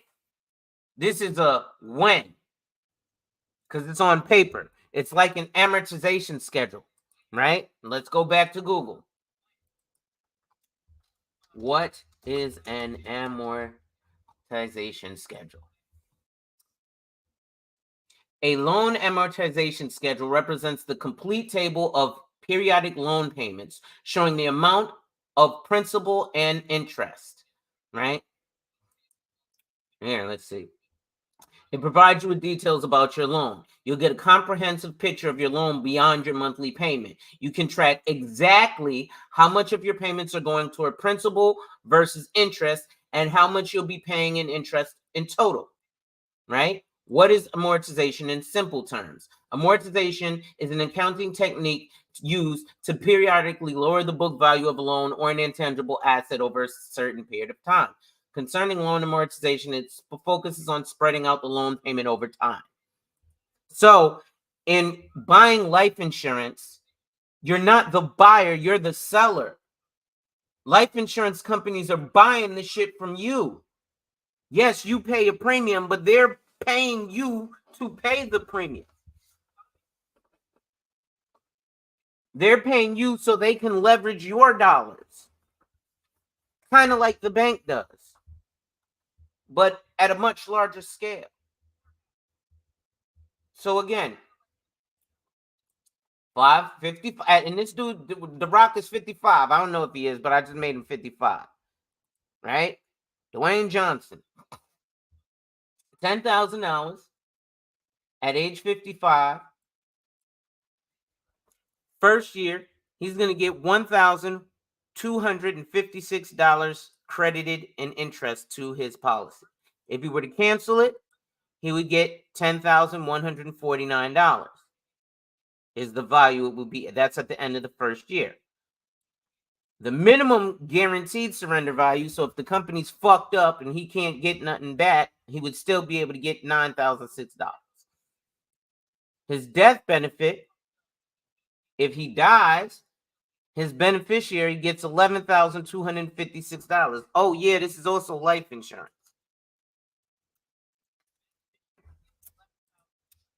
Right?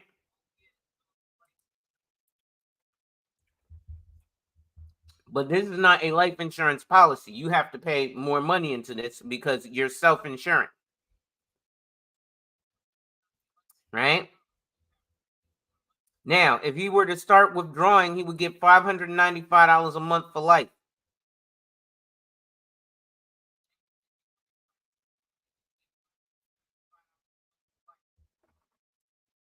Okay. Year 2, he put $0 in. His accumulation value is $11.85. This year, he's only going to get credited $847 of interest. His death benefit, however, has gone up to $12,103. However, if he starts drawing benefits this year, he would get $664 a month for life. So now let's skip to year 10, 65 years old. He still ain't put another dime in. His accumulation value is damn near doubled. It's $19,284. His death benefit is now $21,088. And so now his base benefit is based on $22,745. He'd be at a distribution factor of 6.61%. So that would net him a check of $1,500 a month till the day he dies.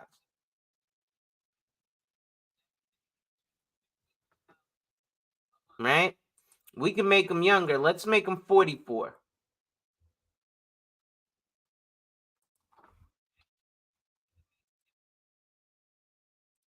Okay, let's make him 45. Fuck it. Right? And he's going to pay this till 46. Right?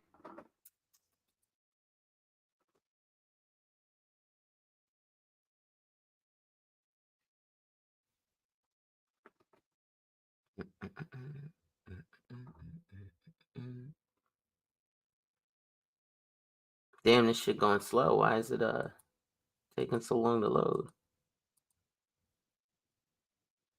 There we go. So again, same asset allocation, right? Now we could have done it to the sector rotator RC5 2-year. Let's Google what that is before we continue.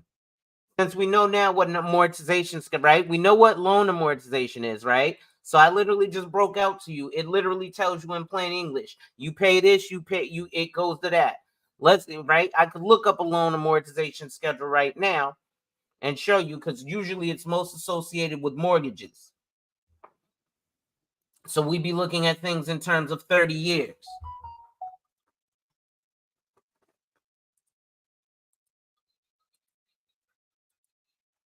Now, we're going to go, oh yeah, let's go to allocation, right? Boom. Copy. Paste. Boom. Right? Let's look at S&P Global, since this is it, right? This is actually the S&P.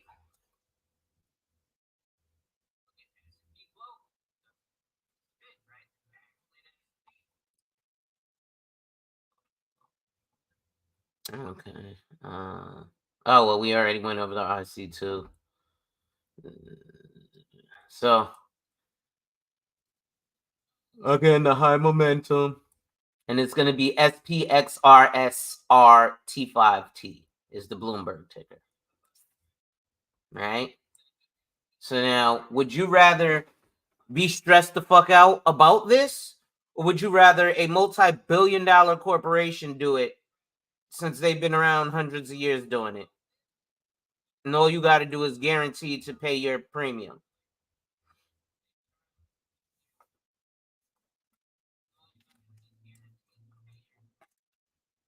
Right? You know what? Let's look at each one of these. What are each one of these?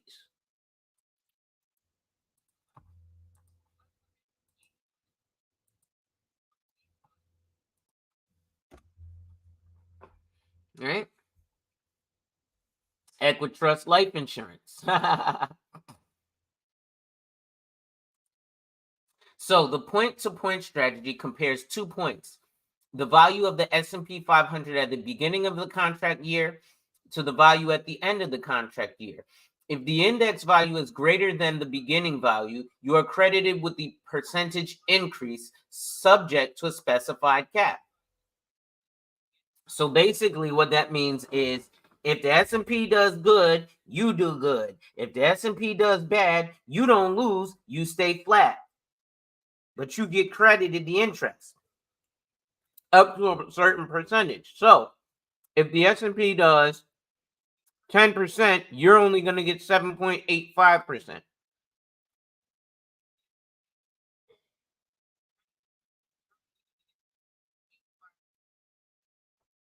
All right. So,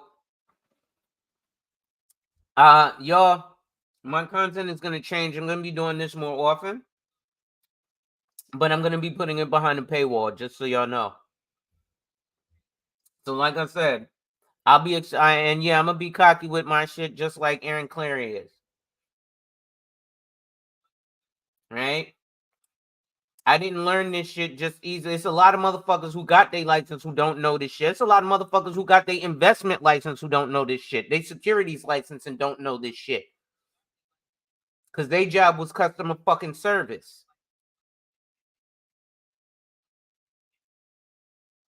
Right? But they like to talk big dog shit. I talk big dog shit because I do big dog shit. A lot of people think I twiddle my fucking thumbs all day. These books ain't little. I can roll with your fucking CPA and probably blow his ass out the water. And all I have is my P10. And yes, I'm talking about me specifically. And if you are my client, you're probably happy if you're following the strategy or if you can afford to follow the strategy that we've come up with for you. Most of the time, you can afford to follow the strategy because I try to put it inside of your budget. But as of 2024, there's been some folks in these spaces who have been telling me I've been wasting my time nickel and diamond, so I had to break away. Right? Because the clients of mine who are willing and able to pay for this stuff are getting put at a disadvantage for you freeloaders. Don't get me wrong, I'm still going to put it because I got a bleeding heart and this information needs to get out there. But I'm about to start pimping it to y'all. But anyway, so now we've looked at the 1 year point to point, right? Now, let's look at what is the Russell 2000, right? Because see, all those other motherfuckers, get the Vanguard, get the E and X and Y and C. Y'all niggas sound like the elemental PQ LGBTQ community. Because you're saying numbers and letters, you don't know what the fuck they about. Russell 2000 fixed indexed annuity. No, I don't want to. What is? Okay. Yes, I know it's. Okay, what is the Russell 2000? We know the strategy.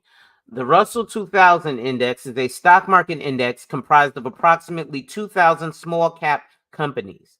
Both the S&P 500 and the Russell 2000 index are market cap weighted.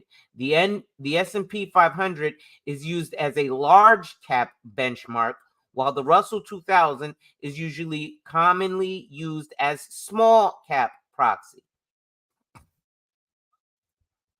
Now ask your fucking options trader coach to teach you that shit.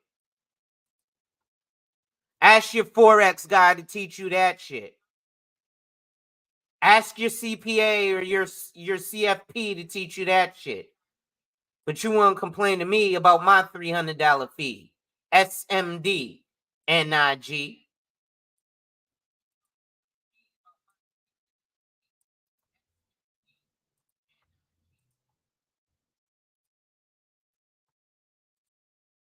right?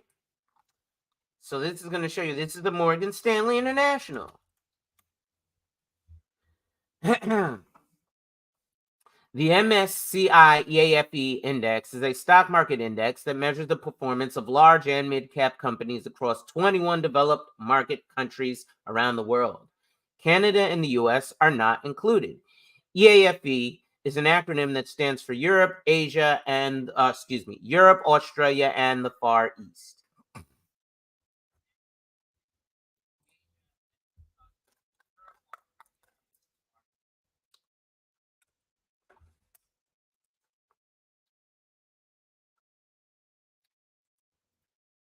So those are the indices. Now remember, the difference between this one and this one is the age. Here, The Rock is 45 when he's doing this. Now, 45. So 46, the first year he dropped in 10 bands.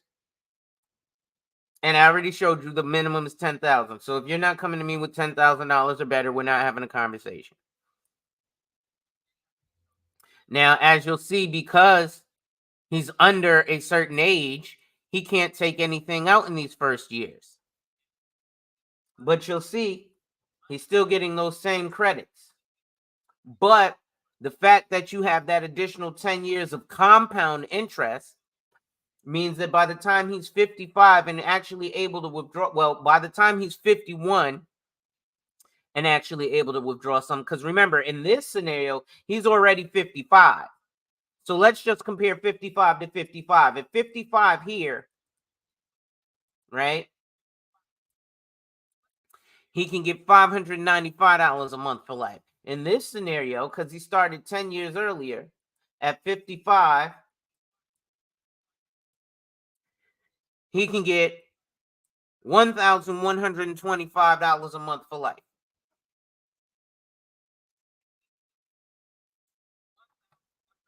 Hit the Cash App, yo.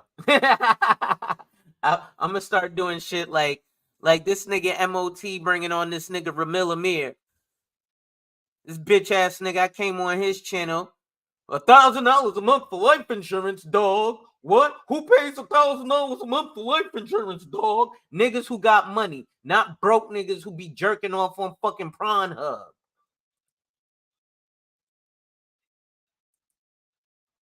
Right? I'm gonna go back to universal life insurance. Boom. Right? So let's do input premium. Let's do. Well, now it came up to 10,000. That's a 1-year premium. Anyway, let's go back to my annuity. Right? So this, and remember, this is non-qualified. So this is after tax dollars. So hey, listen, I just rolled over 5,000 and I decided to put the rest of that 10,000 in there. But so back to this article.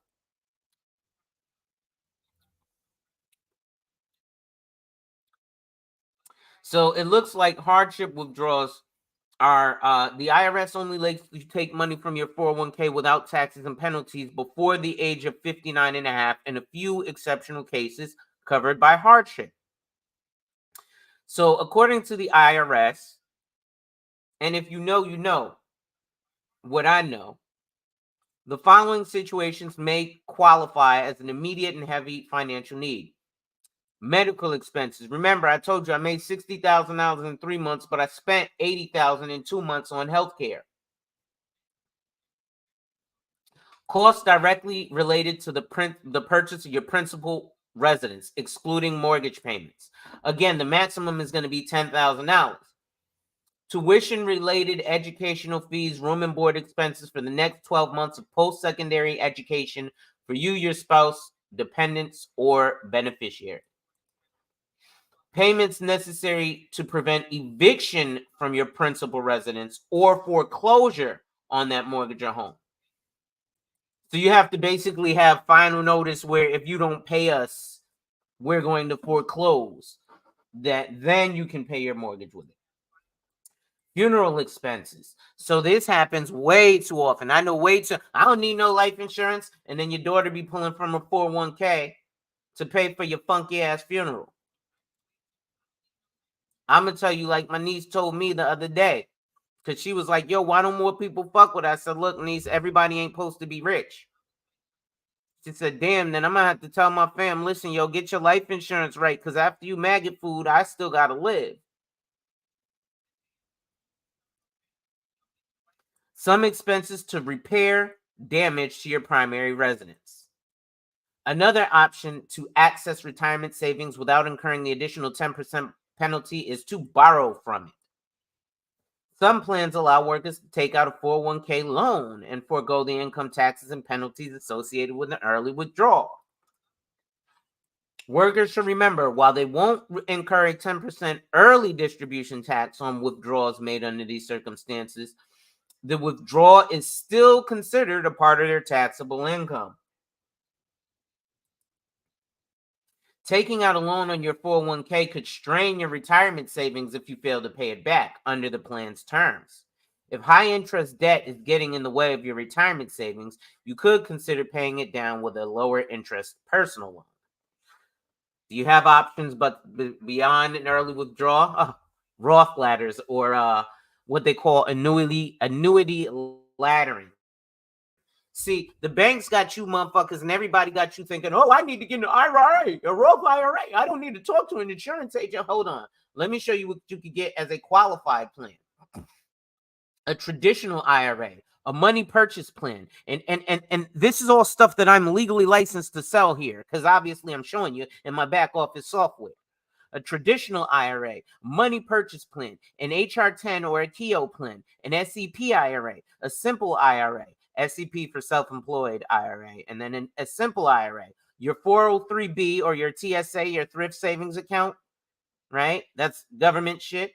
Roth IRA, a 457B, a defined benefit plan, which they don't even really do these anymore. I can do your profit sharing or your funky ass 401k. So pay me my fucking money. I'm going to close that out now.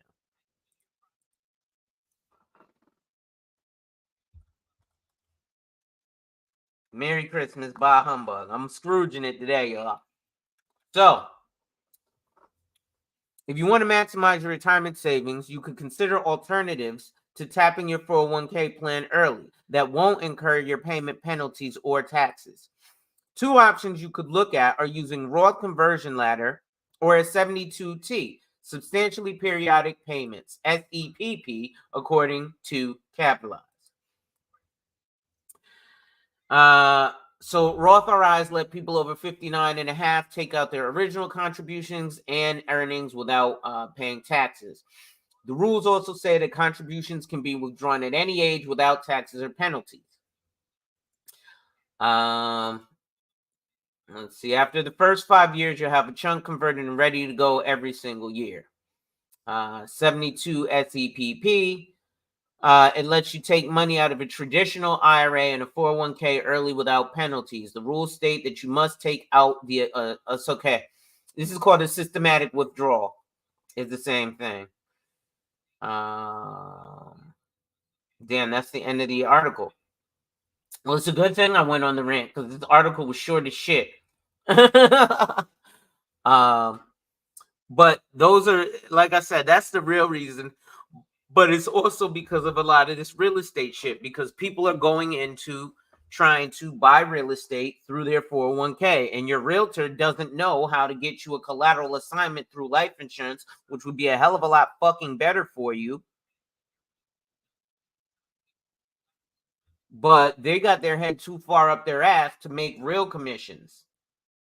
Because if you were to buy a home using your life insurance, you could be flipping it, and not have to worry about so much of the rigmarole of qualifying because your money is already. Listen, if you had a family member who always fucked up money, but then you had the other family member who was always good with money, and the one who always fucked up money said, listen, I need to borrow some money, but I already got the money, but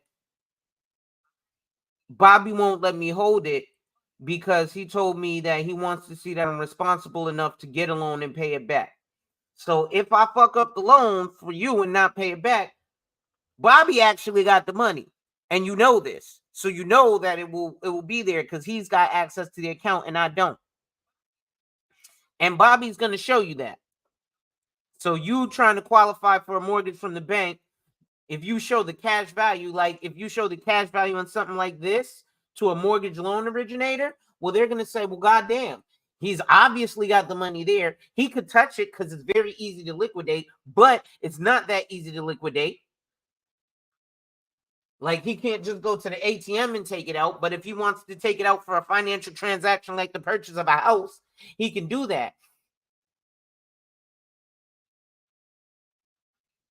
And so your accumulation value, right? So let's say at 40, at 50, you want to go buy a house and you need to go borrow some money. You got $16,000 of capital here that you can borrow against. So you can say, hey, listen, I need to have da-da-da-da-da. I got $16,000 already for a down payment. What do you mean? Bam, right here in an annuity. I need to go get a business loan. Instead of using the LLC Twitter, go get a LLC. Go jerk off in front of the bank, and they'll give you $150,000. That's basically what they're telling you, right? You can actually do this, and they'll show you. They'll actually give you the money because you'll have something liquid there, and this way you don't have to have sales. At any rate, ladies and gentlemen, it's your boy, the insurance junkie, your fiduciary fella, the all-star advisor, Alonzo Hall. Just whapped and tapped on your head, and I wanted to salute to my father because that's my guy. Make sure you hit that like, drop a comment, subscribe, and hit that notification bell so you're made aware every time I release new content. And as always, share, share, share. Lastly, to contribute to channel growth or to schedule an appointment with a licensed financial professional, the links are in the description of this video. With that being said, ladies and gentlemen, wipe ass. Work in progress every day and see success. Wipe ass. Work in progress every day and see success. Wipe ass. Work in progress every day and see success. And remember, folks, when people challenge you, they don't challenge you to challenge you, but they challenge you to challenge you. Accept the challenge. Salute. Oh. Oh.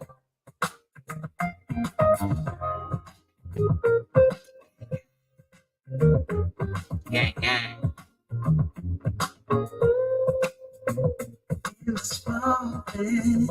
Hey. Can I tell you what's wrong or right? It's not hard to fool me. Cause I'm addicted to the good life. Yeah. Either way. Nigga.